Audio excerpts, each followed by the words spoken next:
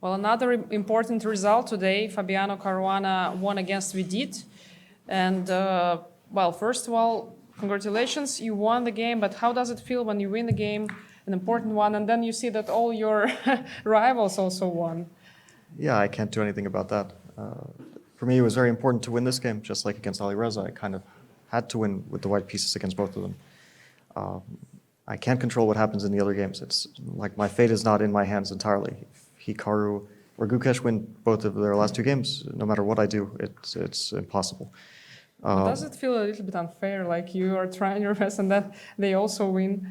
Well, I mean, what do you expect at the end of the tournament? You know, it's obviously people are going to win. Some people are going to win some games. It's not like everyone will draw and all kind of coast. That's not what I expected. I mean, I can't say that I'm happy, but it's not something that I want to worry about because I can't really control it. It's not. I mean, I messed up some things earlier in the tournament. I lost to Hikaru, and that's something to regret. But at this point, I can only try to catch up, and we'll see. And at least I won. Yeah, and actually, but optically the game seemed really smooth. It's kind of similar in scenario to the game Gukesh won today. So you gradually outplayed your opponent. Were there any critical moments when you were actually not sure about your game? Well, I played the Italian, so all the pieces are on the board. I get a fight. That's more or less what I wanted. We kind of simplified a bit, but I thought I have a pleasant position, and I thought this move bishop c2 is important, because if he gets the bishop to f5, I don't think I have any chances to play for an advantage. So here I thought he has to solve some issues. Like I thought h6 was more accurate, but then I was going to play bishop d2, and same ideas like c4 and so on. And here I was very happy with c4, because if knight f6, his knight wants to go there, but bishop g5 is very unpleasant. He can never take on c4 because of these tactics. And he doesn't want to allow bishop f6, so I don't know. I was kind of looking at this stuff. Knight e5, I wasn't sure, but I thought, okay, it's very difficult for black to sack a piece like this. So I wasn't surprised he went for this, but I was very happy. I mean, I have a enduring advantage. His queenside pawns are weak, or at least kind of long-term a bit of a weakness. I mean, I can't really attack them so easily, but in endgames, if I get my knight to c5, I have potential, and I have the potential to put the rook on d1, so I always have the d file if I want it. And he can't really free himself, like bishop f5 doesn't work, rook d1. Same with knight f5, so he's a bit passive. Yeah, he tried this interesting idea to defend with his king. Yeah, it was surprising. I didn't expect the king to go there. I think the point was that if queen d6, there's always this rook, like rook d3 stuff. There's also queen b6. And like if he plays a move like bishop c8, for example, with the idea maybe to prepare queen d6 at some point, I have g4, and he can never play queen d6 because rook d3, queen c7, and queen e5, and there's always like this back rank checkmate. So I can slowly improve king g2, and he doesn't do anything. So king e8 is preparing queen d6. It's basically the only way to cover his knight and to cover the 8th rank. And then I was happy with this g4 move. I thought I'm gaining space. If queen d6, I thought queen h5 is very unpleasant for black. Because now king f8, there's always some g5 stuff. I wasn't sure exactly when, but this starts to look very dangerous. Yeah. So he went for, okay, kind of active play. I mean, he has no activity, but his queen at least is a bit annoying. And I don't know if I played this correctly, but I thought this is kind of unpleasant because knight d4 is coming. The bishop on e6 is very awkward. Okay, c5 felt natural, and I really expected rook c7, and I wasn't sure how big my advantage is. Because if g5 take knight takes, bishop d7, I have huge activity, but I don't have a clear path forward, so it's very difficult to play this. So yeah, it was a bit surprising that he just gave this pawn. Well, he blundered rook d5. I mean, he thought rook c5, rook e7, and he gets a lot of counterplay, and he blundered rook d5, and then he's just down a pawn. And then I played a terrible move, rook h5 here. Should play b4, of course, followed by bishop to a4, and take on c6 at some moment and probably win in a technical fashion. Instead, I trapped my rook. Now I don't get b4, so it's already very close to perhaps being compensation for black after king f8. I mean, I was surprised he went to the other side. I kind of understand, but the problem is now I can't play queen e3, so I have no way to get the dark squares. And after king d8, queen e3, I suddenly get the dark squares again. I thought I have a big advantage. And after rook c5, after the time control, I was pretty confident I'm winning because he can barely move his pieces. And then I already know that I missed a win here after like a very clear win, knight g1, which I just didn't see, which I should have seen. But yeah, I just didn't see it. Like if take, I just take and king h2, and there's no checks. Even if he had a few moves, he wouldn't be able to get any checks. Yeah, surprisingly. Yeah, so I should have seen this. Of course, this like reignited the fight. It's probably winning, but it's again very difficult. And I was quite happy with my decision here because I was looking at all sorts of like queen f8 or rook d5. But then I saw that this, okay, rook e2 is very natural, and this b5. And if he takes everything, I have this very strong move, queen d4. The idea that, like, for example, knight b3 is met with b6. And once the pawn gets to b6, he's always made it, so he has to stop it with b6. I play rook d5. He covers. And we get this position where his king is chronically weak. So I thought in time trouble, it's probably... a good thing to have, yeah. Yeah, Definitely. it's like things can't really go wrong for me anymore, but he can just lose on the spot if he makes one mistake. So I thought that, practically speaking, I win this position. He also can't move the knight. He can't really, he has no activity.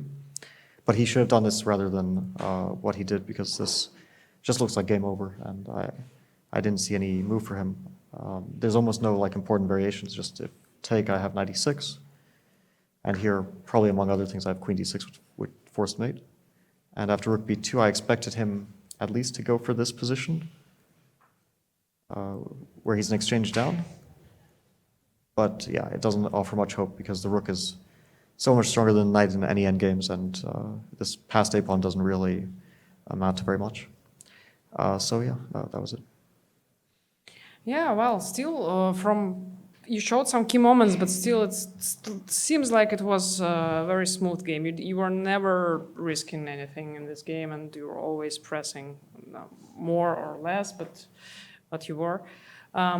So, well, in two last rounds, you first play Pragnananda with black, and then you're white against Nepomniachtchi. Probably will be a very important game. Do you have any special plan for these two games?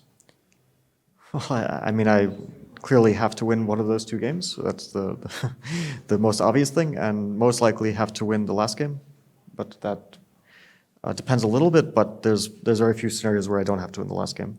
And for the other players, it's less clear because they don't necessarily have to win games, right? I mean, for the players leading. And I think besides the four of us, I guess nobody else has any chance. Yeah, no realistic chances. Yeah, so the four of you, and this is the question I asked Hikaru, I asked Gukesh, and I want to ask you too. So what would be the decisive factor for any of you to win? Like, what would make the difference? I don't know. I mean, for me, it's not entirely in my hands as well. So I can't control if one of those two players who I don't play wins two games. That's it. But what could help him win two games, like philosophically speaking? Experience, resilience, or maybe luck, or maybe something else? What you would put in the first factor? Well, definitely nerves in the top place, and you will need some luck, most likely, because you can't win games if your opponents play perfectly, and it is very likely that that one of those three players will perhaps have a good finish and one will have a bad finish, and it may come down to nerves, it may come down to luck. My task is kind of clear. I have to probably win a game, or not probably, and we'll see. So out of you four, who has the most stable nerves in your opinion? I really don't know. I think probably all of us have decent nerves. I guess you can't Single anyone? Yeah, you can't really say, and it's also very tournament dependent. It's not like every tournament's the same. So I guess that question will be answered in 2 days. Well, thank you, Fabiano. Do we have any questions from the journalists? I think we can take a couple of questions and then we'll let Fabiano rest.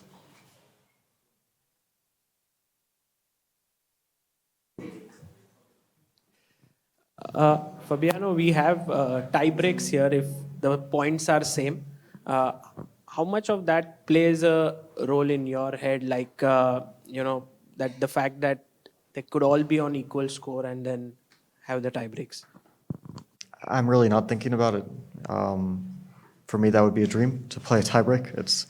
there's no better scenario than me playing a tiebreak. It's like in my current tournament situation. So yeah, any tiebreak against anyone, I would be thrilled with, and we'll see what happens if that happens. But that's not really something I'm thinking about at the moment. Another question? Okay. Fabiano, congratulations on a very smooth victory. At some point when Vidit went for this king f8 to e8, bringing his king back into the center, was that the plan that you expected more? Commentators at some point were mentioning kind of knight c8 and bishop d7, more of a passive hunker down approach and wait for white to demonstrate his hand. Which approach did you expect a little bit more? I wasn't sure. I was surprised by king e8, but I wasn't sure how he would try to approach this position because it looked very unpleasant. I thought maybe he would try to dynamically hold it by playing like queen d6 at some moment and trying to chase the queen around, or maybe knight c8 and queen d6 trying to chase the queen around. I didn't expect the king to go to e8. I mean, it's very unusual, especially with the rook on the e-file, and I have the option to play knight d4 at any moment. But there is no obvious breakthrough for white. It's not like I have a tactical solution. So once he played it, I was actually kind of annoyed. Like, I can play like this, and somehow there's no like immediate tactics. It's kind of a bit surprising, and then I was like, my position looks so great, but can I really not make much of it? I mean, it is possible when black is so solid that you can't really break through. I mean, that's what happens when you have a very solid structure. Black only has one potentially weak pawn, which is b7, and no other weaknesses to speak of. So sometimes activity alone doesn't suffice. But I did feel like I need to be able to press this position somehow. I mean, it looks so nice for white. I guess let's get the final question if somebody has one. And if not, then thank you, Fabiano. Thanks.